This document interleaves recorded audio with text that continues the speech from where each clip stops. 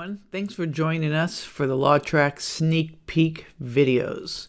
Our previous two videos went over things like the person module and e-ticketing, and it gave you a feel of what the front-end interface might be like. And this month we're going to talk about the incident reporting module. But what we haven't shown you is what we've been doing on the back end. There's been a lot of work done to make sure that this RMS is secure and reliable for your mission-critical data needs. We have built in and are utilizing an end-to-end CGIS compliant network. And we've built in two-factor authentication to keep your files safe and secure. Utilizing a centralized data solution means no in-house servers to deal with, upgrade, or purchase. And another feature of the cloud-based infrastructure is that officers on the road can receive updates in near real time. This will help heighten their situational awareness. As we continue to work on the infrastructure within LawTrak, please know that we understand that the winning combination to any records management is technology and security, listening to our clients, and then providing them with superior support. And at LawTrak, we continue to keep doing that. But now let's take a look at what they've been doing with incident reporting. One of the first things I wanted to show you was the second form authentication that we are building in. So when you put your username and password in, it's going to send a text message to your phone or your email. You would take that authorization code and pop it in here. And if you just hit enter, that's going to bring you back to your home interface. Remember, this is the area where we're going to have your dashboard. So first, let's take a look at some of the things we've been doing within the incidents module. By clicking on the menu button in the upper left-hand corner with the three bars, that's going to bring up your menu page. This is the page where you can scroll from one module to another. To get to the incidents reports, we're going to click on incidents, and then we're going to scroll up and click on data entry. Remember that we geared this towards the officer in the car that may have a touchscreen laptop. We've made the buttons large and easy to read, and navigation without a mouse is simple and intuitive. Feedback from the users will always be taken into consideration, but we believe that we have a good starting base with this design. So let's go up and click on Incident Report.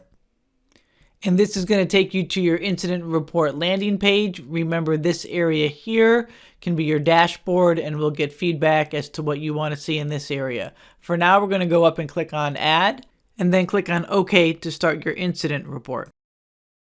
As you may remember from the last video that I did that in a dark mode screen. This is the light mode, just so that you can take the two and compare them. So this is the incident report here. There are things here that have not been completed and that we are working on, and I'll touch upon each one of the different sections. We'll start off by scrolling down the page so you can get a feel for how the page is laid out and give us any feedback. The first area here is the administration page. Much of this data will be eventually auto-populated through the CAD interface. Let's scroll down to status indicator, and you'll see a blue drop-down box. You can either use the drop down, or if you wanted to, just put the A like in status indicator, and that will actually fill in on the drop down. Next thing is location. For location, you can either search by person and grab the location from that person record, or you can just type the data into the boxes. Scrolling down, the officers, that will auto-populate. Next, let's click on search next to complainant. And let's say that we know who the complainant is here. We can just type in that name. And if that pulls up the person that we're looking for, we can click on to that person record. From here, we can take a look at the information and either edit the person record or just select it. Hitting select will bring that record right into your incident report. Next, let's scroll down to the offense section. This is something that I wanted to show that we've made some changes to. First, I wanted to bring in the old LawTrak so you can see kind of how the offense section was laid out here. And many of the officers may be used to this interface, so any feedback that we can get on the changes that we made is, again, always welcomed. So let's go over and click Add under the offense section. And that's going to bring up a list of offenses. As you can see here, we've laid this out in a more granular manner, and we followed the Skybur's offense details. So you can scroll down and pick out one of the offenses, or you can do a search from the top and search for the offenses. And just a quick note here, these A's and B's that you see on the side here, those will not be here in the next release. We're working on that now. So you could scroll down and then click on one of the offenses. That's going to bring up a secondary set of offenses. Clicking on the offense here will bring up information on the offense, and then just click OK. And that's going to bring that offense information right into your incident report, as you can see here. Depending upon the offense shown, the items underneath may or may not have to be filled out. We're working on this area now so that you'll only have to fill out those items needed for the offense you pick. If you click OK, you can see that the offense shows up underneath your offense here, and you can go in and add another offense just as easily. Moving down to offenders, let's click on Add. You can either search for an offender and pull in information that way, or we're thinking about having just an unknown button here, and when clicking on unknown, that will bring up information for you to fill in here. We'll take any feedback as to how you think that might be laid out, but this page is still a work in progress.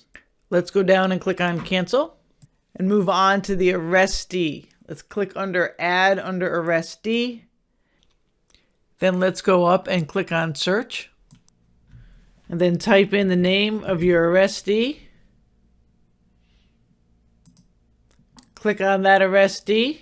And again, the same concept. You can either edit from this screen or just hit select. You can continue to scroll down and then click on offense. And you can tie that offense to this arrestee just by clicking on it. Then click OK. And that's going to bring up your arrestee into your incident report. Okay, as we continue to scroll down, we make our way to the victims page. We can click on Add if we wanted to add a victim. On this page, we can either search for a victim or we can set the complainant as the victim. Let's scroll down. We are working on laying out the offenses that are related to this victim, and then any of the information that will appear here. We're still working on this here, and then relationship to the offender. That should get done early next week. Let's scroll down and then click on cancel. That's going to bring you down to the property part of the incident report. From here, you can click on add. From the property details page, you can select the offense in which to attach the property. So if you clicked on that, you can attach it to an offense. Or you can also edit the property that is not associated with an offense. So if you scroll down, all of these boxes here currently work and function, and you could just do the same as you did in other pages. Either use the drop-down menu like you did before, or just use the letter code. Okay, so for here, we're going to cancel out. So go down here and hit cancel. And then your last item is just your narrative section. So that gives you an idea of what we've been doing the past few weeks working on the incident report. And we encourage you to give feedback on anything that you've seen here during this video. And speaking of feedback, I'm going to use the last 30 seconds of this video to give a shout out to one of the officers who saw our last video on the e-ticketing and did give us feedback. Their feedback was a request to include the provinces of Canada on the e-ticketing. Apparently that is currently not in the e-ticketing, and we wanted to let you know that we heard your request. So thanks for your feedback, and we hope that the way we laid this out and what we did here is what you were looking for. Stay tuned for our next video, and thanks for watching.